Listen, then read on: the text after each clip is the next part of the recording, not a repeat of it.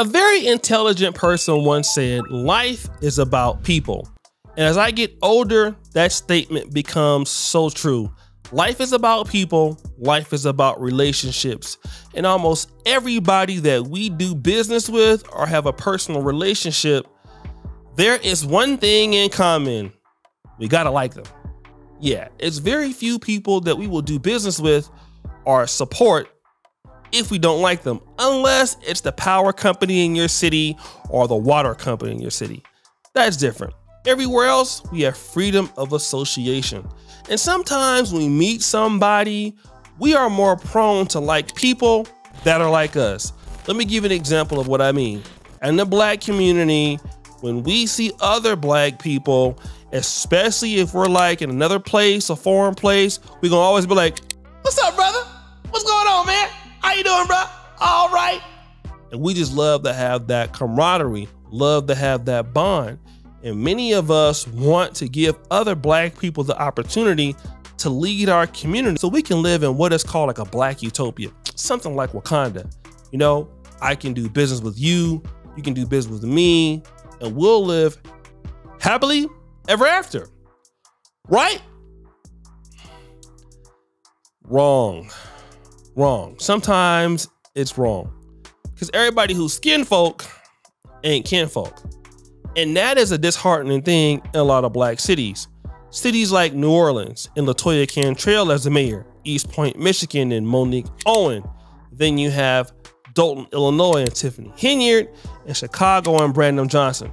All of these people are folks we might want to hang out with, we might want to see successful, or we might be like, oh, that person is blackity black. But in the end of this day, that person is whackity whack. And Cata Trust, who wanted to see another black mayor in Chicago, learn the lesson the hard way by voting in Mayor Brandon Johnson. Now, this is her reflection of what she did. Kind of go along with that.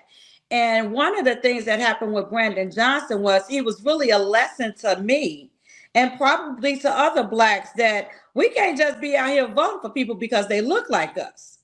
And we definitely can't be supporting people just because they're Democrats, because Brandon Johnson, as well as President Biden, as well as our Governor Pritzker, are showing us what the Democratic Party really feels about black people. Like the old saying goes, hindsight is 2020. But let's rewind. Let's talk more about Tiffany Henyard. You see, Women's Day just passed, and I understand that when Women's International Day comes out, a lot of folks get excited. To see women, especially black women, let me say young black women under 40, reach new heights of success in business or politics, we love to see it. Even the black men, we're gonna be honest, we have been ruled by women. When we see Fani Willis become the District Attorney of Fulton County, we get excited. Especially when she has a campaign like this. Because they deserve a DA that won't have sex with his employees. Because they deserve a DA that won't put money in their own pocket when it should go to benefit children. Because we deserve better. Yeah, that's right. Because she's not going to be sleeping with her employees, right? Booty clapping sounds? Well, that's not what happened. We know exactly what happened with Fani Willis. Cheek clapping galore with Mr. Nathan Wade as an attorney. But let's get back to Tiffany Henyard.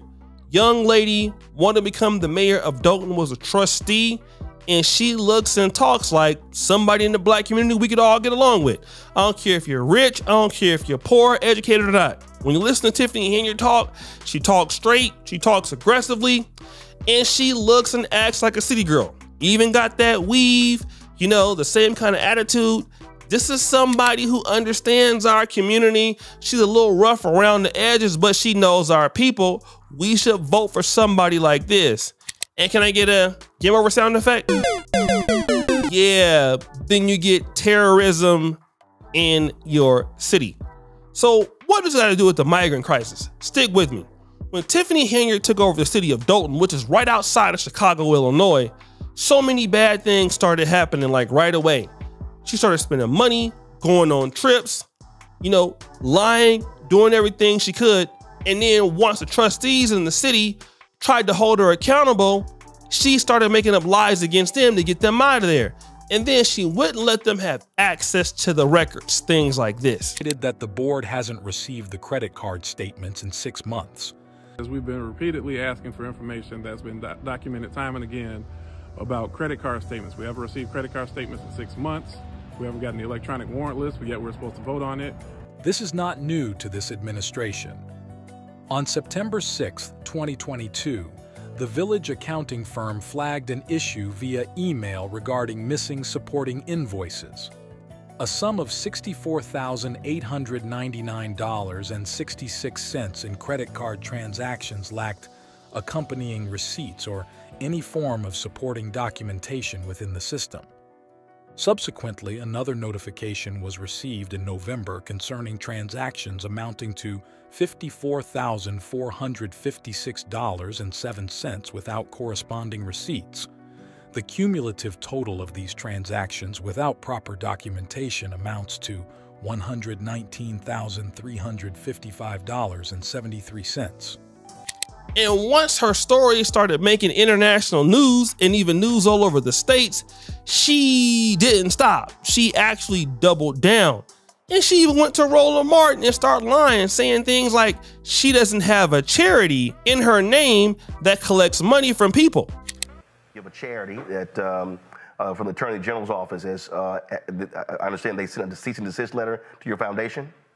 I don't know nothing about that.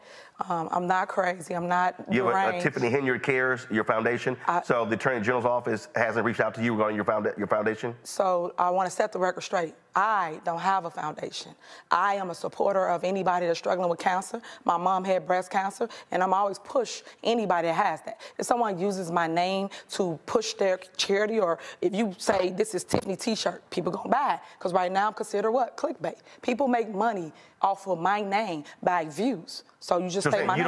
You say you don't have a foundation. I do not. And that's why I tell everybody, go do your research. I'm not on anything.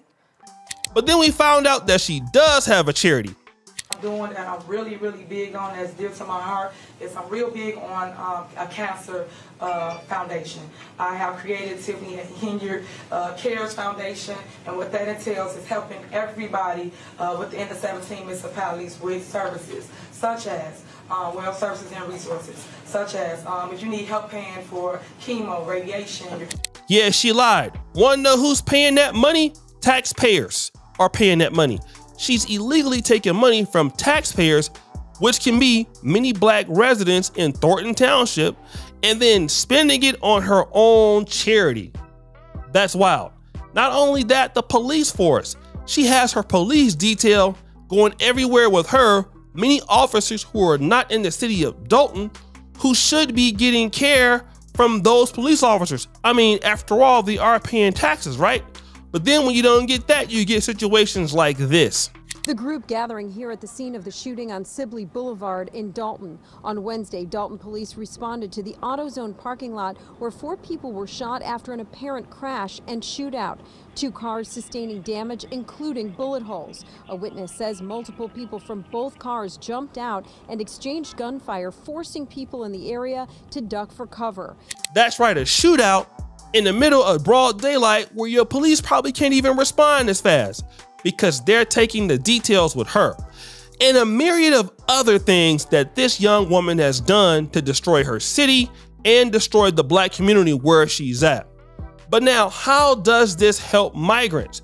Well, this is great because you don't have any resources to defend yourself. We've already heard many cases of migrant crimes in New York City, Boston, and Chicago. When you have an idiot mayor out there who doesn't want to pay anybody or pay vendors, and you have migrants on the streets, well, what could it do? It could cause them to want to be more emboldened to commit crimes. Even Kiana Belcher said this.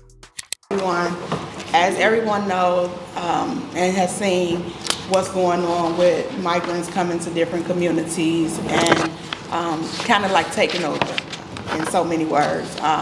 Right now, I just feel that the village of Dolton, we don't have the resources for the migrants, we don't have the locations, and we definitely don't have the public safety as reference to police to man type of individuals that may come in, not to stereotype anyone, but individuals that may come in and we can't control the narrative or the situation. With the unscheduled buses, as other South suburban communities have done, they were giving the buses fines if they were dropping them off or making them leave. Now, I don't know, and I guess that's why it's for discussion, because we would have to look into how are they fined, what the fine is, and if a bus does come to drop off, do a drop off, how do we regulate them leaving with just by our ordinances. So it has been it's through a lot of different communities. We just don't have the resources. I know a lot of people, they need homes, they need shelter, they need things that some of us need also. Yeah. But we don't have the resources as a community right now, especially with our financial situation also. They'll put that burden on the community. So if we can just start implementing some type of regulations to stop the buses, then we can start putting in place so we don't have more squatters than we already have in those type of issues. Yeah, and that's a trustee. Listen, we don't have the resources. Want to know why you don't have the resources? It's because of lack of black leadership. And her and Brandon Johnson is just the same. Brandon Johnson will do anything to lie to African-American voters to get a goddamn seat in parliament or as the mayor or whatever the hell he's doing. But do you know who benefits from those people?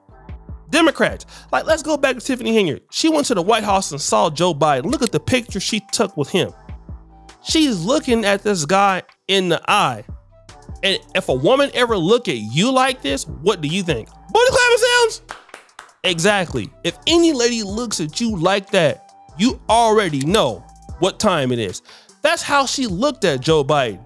In other words, Zaddy, I will do anything to fulfill your will against whoever voted me in. And we find out time and time again that black politicians are not loyal to the black community.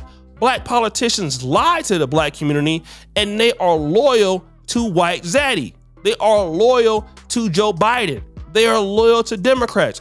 We already know that Joe Biden doesn't want to give reparations. He's clearly went around the issue. Kamala Harris said no. They've went around the issue. Yet these guys who are blacks are still in that same party. No African American should ever be a part of a party where the president says no to you on reparations. The fact that that African American is still Democrat shows you something about that individual. That person is really anti-black. And that leadership means we will do whatever we can do to serve ourselves. And that's all Tiffany Henyard has been doing. She's been in political office serving herself. So was Monique Owen in East Point, Michigan, right outside of Detroit. LaToya Cantrell, booty clapping sounds? Yeah, she's out there with her officer named Vappy, out there getting her cheeks clapped, and now the FBI is investigating her and her spending. No different than what happened with Fannie Willis out in Fulton County. You know, she's supposed to be a woman of the people, but instead, she wants to hire a guy and make him bill Fulton County $700,000, take that money and go on trips with it, as if people wouldn't know. What about Natalie Hall, the Fulton County Commissioner? Booty clapping sounds? Yeah, she forced this guy into having sex with her while she was still married, and then saying, you know what, since you don't want to give up that you know what no more, you're fired. And you know what that means? These folks just don't have no respect for the black community. And do you know what the best thing that immigrants can benefit of? People who don't have no respect for their people. Because let me tell you about immigrants. They got rules. They have respect for their group. Now, I don't know what they were doing when they came from other places, but when they come to America, somehow they find how to jail. They find how to get some kind of accountability in the group, and they find out some way to support each other. I was growing up in California in the 80s in Los Angeles. And in Los Angeles, when you come off the, off the 5 or the 405 or those LA, the 91, any kind of LA freeway going to Long Beach or whatever, want to know what you'll always see? You will see Hispanics selling fruit on the offshoot or going off the ramp, exits off freeways. That was in the 80s, right? People would think that was funny. People would laugh at them. You ain't laughing no more Want to know who makes more than black men? Hispanic men now. Their kids from that generation are business owners. They're medical doctors. They are now going into Stanford. They're going to UC Merced, UCLA, UC San Diego. They're in political office. They're powerful now. You see, because that's how migrants and immigrants come to the country, with that mindset, if it's us or them. And so what you're bringing into the black community are people who are coming in and they don't want to go back to where they're from, so they're going to stick together. So I moved to Sacramento, California. I was in Citrus Heights one day. I was going to a 24-hour fitness there. On the way there, I saw something that made me say, wow. Want to know what I saw? A Ukrainian credit union. Yeah, that means that Ukrainians couldn't get any kind of credit. They felt like they were getting a raw deal from the Bank of America, from the Citibank. So they said, you know what? We're going to create our own credit union. And then they did. They were getting that funding from that credit union. However, African Americans in Sacramento ain't got one credit union. And we were like 17% of the population in Sacramento County. Want to know why? Because again, a lot of the black leadership in Sacramento are not there. Want to know what else they are? All of them are Democrat.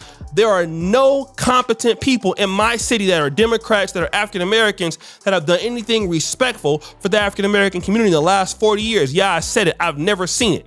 I've never heard of them. Name one person. You can't, because they don't exist. Blacks don't have anything positive in the last 40 years in my city of Sacramento because of why? They don't care. And people like Tiffany Henyard don't care, and Brandon Johnson don't care. Now, I'm not here to say that black Republicans care, because you got Candace Owens. So Candace Owens definitely doesn't care. And a lot of those black Republicans, in my honest opinion, are sellouts and jokes. So I'm not saying you need to go and vote Republican. But what I do want to tell you is that Democrats are definitely not concerned with what you need to be doing. That is for certain. That is for sure. And how many times do mayors that you got to put in the office that you feel are cool, or they're swagnificent, or they're funny, they're somebody you want to smoke a blunt with or have a glass of cognac with, and then you make them mayor and find out they're completely incompetent. Why? Because you didn't ask them to do nothing but just be cool. And then when you find out that they're a cool fool, now you're upset, and then you want to repeat the process again with another cool fool. Yeah, I said it. It's exactly how it's going to be.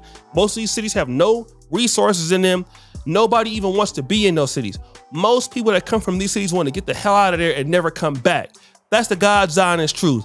But that's what you get for giving your loyalty to people who are idiots. And I hate to say this, but Tiffany Henyard, in my honest estimation, she was a failed businesswoman. I believe she had some level of a criminal record. Listen to how she reads and how she talks. She probably couldn't even have finished high school, so she's not an educated lady. There was nothing that she had. So that tells me enough about what I need to know about Dolton and most black cities like that. The people who are in the best position to help a city that needs some support, especially a city that has single moms, when you need businesses, you need some men there, they're not there. They don't want to be there, ain't gonna be there. There's nothing to see there. And you can thank black voters for giving this level of black leadership to people who have proven that they're political idiots. It's just the truth. But guys, what do you think? It's your boy, Jackson, back at it again for an episode of King Gun. I'm out.